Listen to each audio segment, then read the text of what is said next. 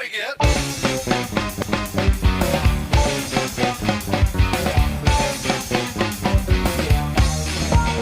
Josh, quick question. I guess it's kind of going in a different direction, but sorry, Matt. But I know league sponsors is a little bit harder to tackle. But what are your ideas or your views on kind of raising our player profiles? For example, not so much bringing in players from outside, arena soccer, but rather growing them into a star status. Like, how would you guys tackle that, or what are you guys tackling that?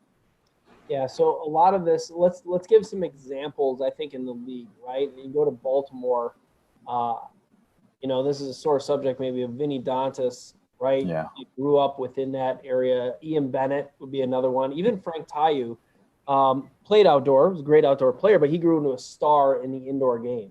Right. We think of south of the border, some of the players that the Flash have put out, and everyone on the Flash is amazing. So I think it's up to each individual market to market that individual star. And at the league level, we need to be content machines, right? So Jeff Husted, who was just on your show last week, headed our social media.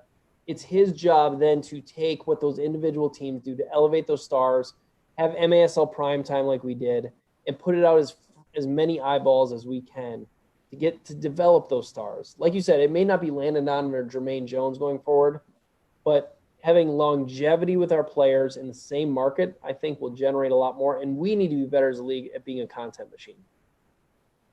Right. We're big Jeff Husted fans, for sure. Yeah, we are.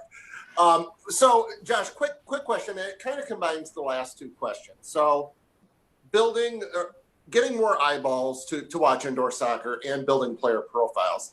Has there been any talk, and I'm a huge advocate of this, so of an all-star game? Do you think that would work to kind of get more eyeballs to watch? So that's if we got television to get behind it, yes. But once again goes back to the star power. So we obviously love the MASL. We obviously know how our stars are. The way the television looks at it, do you have general appeal? Right now we don't have general appeal, except for when we had Landon Donovan and Jermaine Jones. When we had those two guys as part of an all-star game, now there's a lot of attention on our sport. So, in fact, we may have to spend some money to get some outdoor stars to come back and play indoor to generate the all-star status. Now, with regards to the all-star game, it's when are we going to host it? And if it's in the summer, I think anyone knows hosting games in an arena in the summer are pretty difficult because our owners don't want to send our players to a game where they get hurt. We have the international games, which do really well. Those are typically in May, June, July.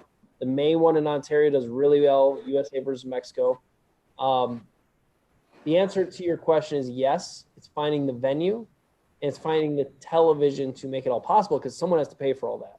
And you have to have confidence you're going to sell the tickets to that game. So I think Utica City actually would be a great market to host an all-star game because you have passionate fans. We can get there, and I think we can pull it off. Josh, or Adam, did you hear that? I heard He said it.